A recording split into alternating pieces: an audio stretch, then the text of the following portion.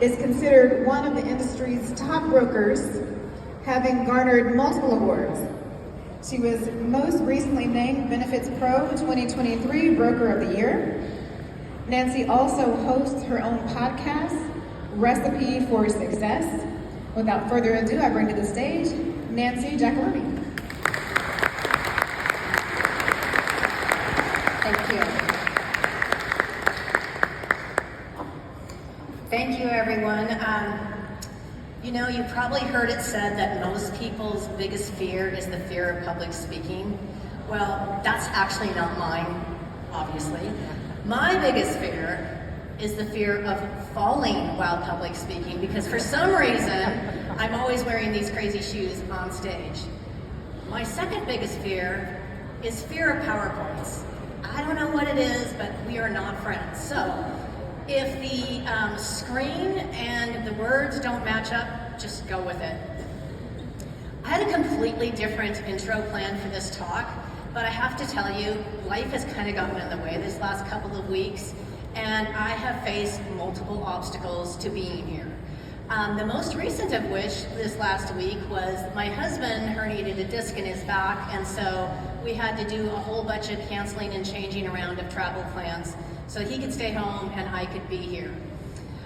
The second was, I get here to lovely San Diego yesterday, and in my mind, because it's in my Marriott Bonvoy app, I tell the Uber driver where to take me. Wasn't the right place. It was the Marriott right next to Petco Field, and so after I walk in and the guy says, no reservation for you, ma'am, we look it up and figure out that indeed I'm at the wrong place. But no Ubers can pick me up because the game's going on and that area's shut down. So there I am, wheeling my luggage through the streets to the hotel he sends me to. Wrong one. Still ended up at the wrong one. By this time I'm getting a little sweaty, so I keep wheeling, finally make it to my hotel, get a good dinner, a good night's rest, and we're on track. Until I made the fatal mistake of using the hotel shampoo and conditioner. We've all done it before. You bring your own stuff and you're like, oh, but that looks like it would be so nice. Don't ever trust the hotel shampoo and conditioner. Anyway, thank you for listening to my little story about my tragedies getting here. But the real reason I'm here today is to ask you a question. Why are you here? Why are you at this conference in this room? Is it because you wanted something more? You wanted something better? I think it might be. I'm going to tell you a story today about learning how to ride a motorcycle. And you're probably thinking, well, what does that have to do with direct primary care? It doesn't directly, but by the time I'm done here today, I think you're going to see the correlation. Because there were steps that I took in learning how to ride and become a better and more confident rider that you can take in almost any area of your life that you want to pursue as well. So before we get started, I'm going to ask you guys all to do me a favor. Again, PowerPoint. Oh, no. Okay, there we go. We'll go with that one. I'm going to ask you guys to all do me a favor. And I would like you to close your eyes. And I know no one likes doing that, so close them anyway. Now I want you to think about a time in your life when you had a goal and you worked really hard to accomplish that goal. There's a lot of physicians in this room, so I know you know about goals, and I know you know about hard work. I want you to think about something outside of that. I want you to think about, okay, maybe it was the first time you crossed the finish line when you ran a marathon or walked a marathon. Maybe it was getting to the top of a mountain on a hike you'd had your eye on for a long time. Or it could be something less physical. Maybe you put the final brush stroke on a painting you'd been working on for months. Now I want you to think about everything it took to get there. What made you want to start in the first place? Were there specific people or tools or resources that you needed? You can open your eyes now. Now you know what I'm talking about. You know the feeling that I'm talking about. Who here in this room would like more of that feeling in your life? I know I would. That's a great feeling. Can I go backwards? Oh, I did it. I'm mastering the PowerPoint after all. I'm sure you've heard the term ride or die before. It ties into my story, so we're going to use it. But what does it mean? It's nothing more than a clever way of saying that if you don't pursue your passion, your vision, or your dreams, there's a little part in here that dies. So we're going to walk through this and talk about what this looks like. Yes, there we go. And so it begins. Clearly, that is me. Well, maybe not so clearly because it was a long time ago. I'm on my very own Harley-Davidson Sportster. And I have to tell you, I loved that bike. I picked out every single detail myself. The custom paint, the seat, the cool wheels. If you look closely, you can see there's actually hearts in the wheels. Probably not very badass, but I loved them. But that isn't where the story started. The story actually started sitting on the couch in my living room with my husband watching a Discovery Channel documentary about Harley-Davidson's brand new motorcycle, the V-Rod. And I could feel every fiber in his body wanting that bike. I knew it before he ever said a word. I knew how badly he wanted that. But to tell you a little secret about myself is I have a little bit of a speed demon hidden inside here. I met my husband racing cars. I was racing, he was not. So it didn't take a lot to convince me. So before you know it, the bike comes. And we're really excited about it because at this point in our lives, we both were working crazy jobs and we had, long hours. We had a young son at home. So we didn't get a lot of time to spend together, just the two of us. So we thought this is going to be a fun thing to do together, right? So we hop on the bike and we go for a ride. And then we went for another ride. And that was it. It took exactly 2 rides for me to know the passenger seat was not where I wanted to be. So you might wonder, well, why not? Well, for me, it was about control. I didn't want somebody else to be in control of my experience, not even my husband. It wasn't fun for me. So, back we went to the dealership, and we order a bike for me. He gets there, and I see it, and I'm a little bit nervous about it because I've been riding motorcycles my entire life. We've had dirt bikes since I was 5, 6, 7 years old, bigger ones, we've had quads, all the things. But I have never had a street bike. So not only was this bike a lot heavier, it was a lot more expensive. So my husband signs us up for the motorcycle safety class. We're going to learn how to ride them properly. And side note, it's also a requirement to get your motorcycle endorsement on your driver's license so you can actually legally ride on the road. So I have my bike, I'm signed up for the class, and I'm terrified. Why was I so scared? I was afraid of failing.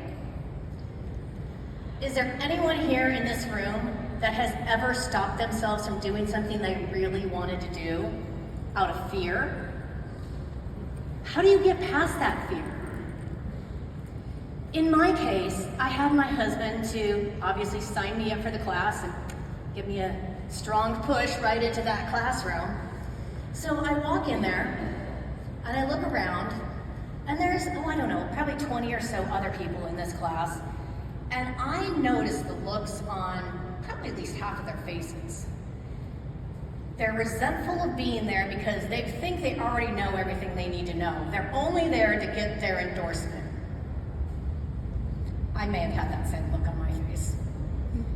But I have to tell you, I was in for a huge surprise.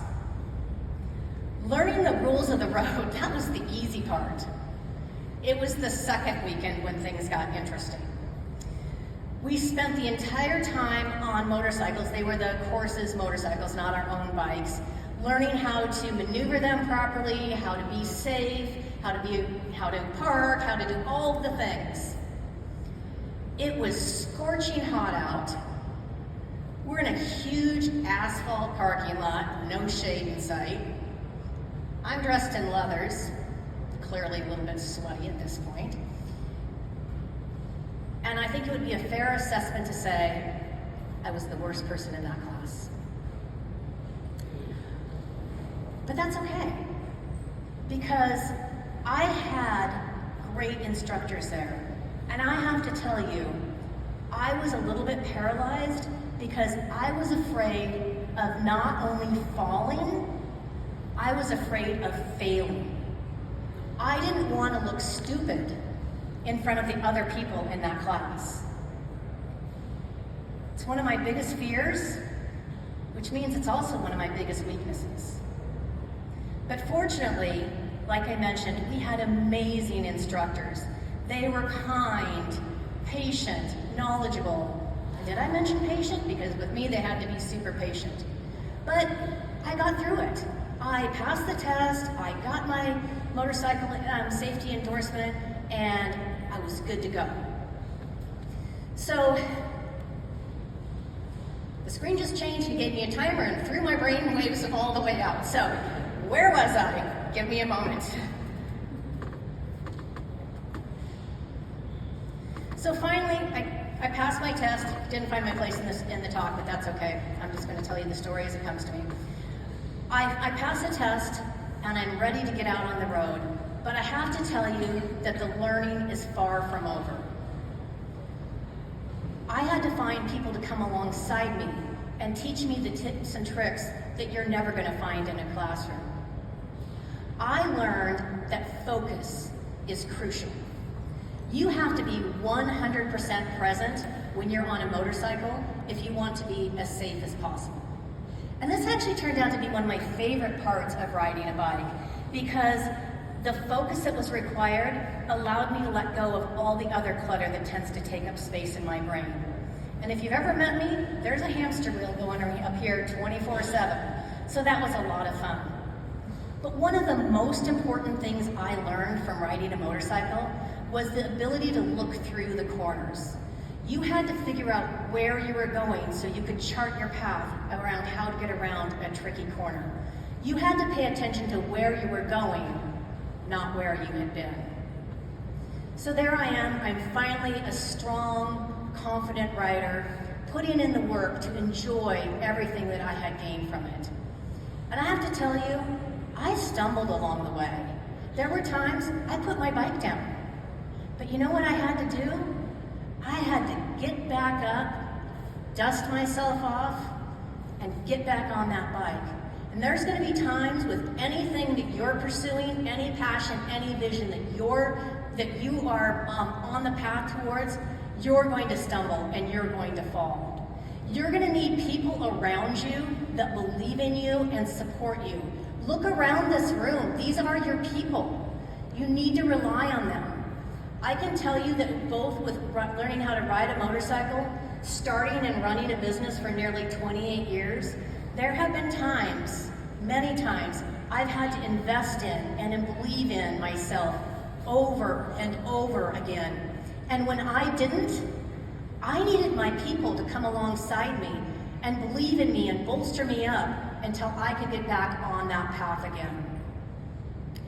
These are the important lessons that you can take with you into any aspect of your life.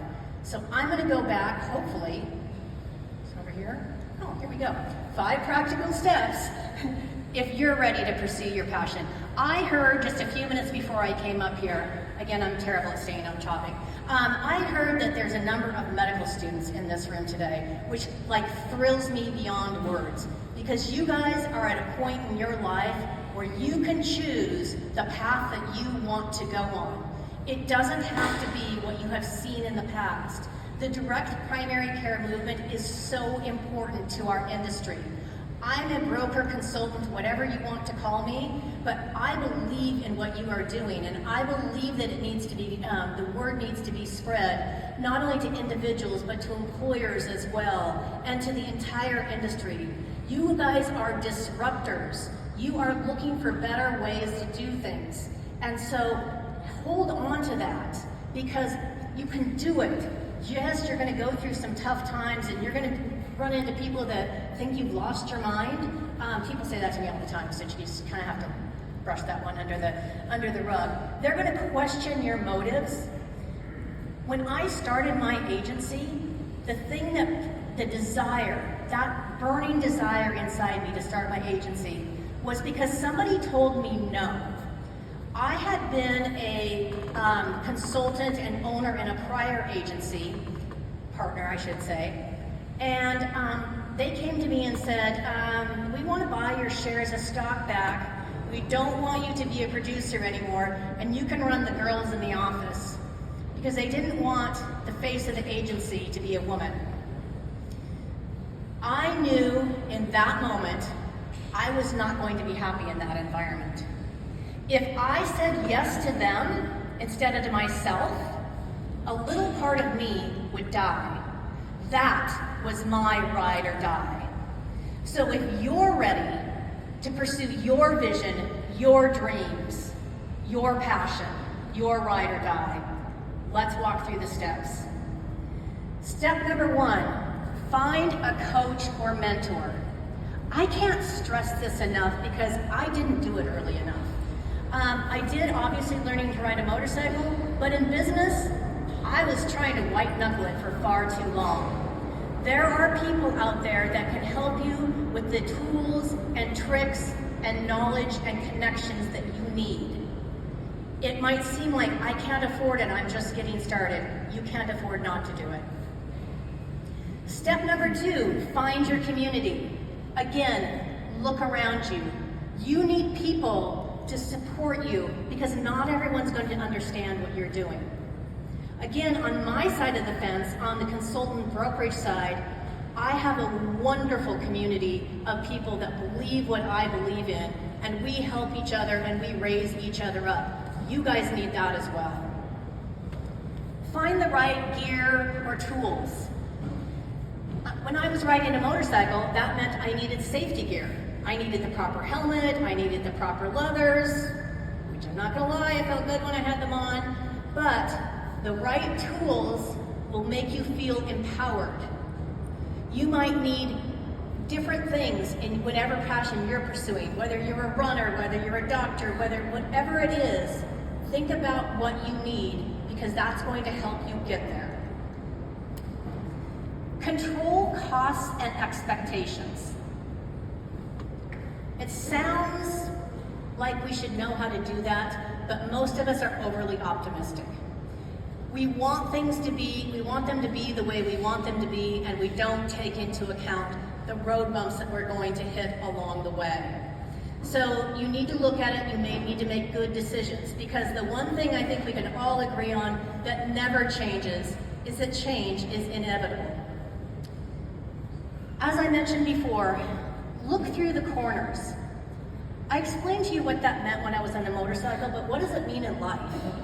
It means there might be a big roadblock ahead of you, and you need to figure out how to get around it. It might mean that if you have a practice established and you're trying to figure out, oh, my patient base isn't quite what I wanted it to be, can you get through it before you lay somebody off or make a change that's going to negatively impact you?